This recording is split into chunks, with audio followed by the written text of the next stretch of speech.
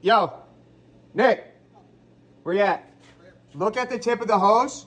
There's gonna be a lot of white stuff coming out the tip.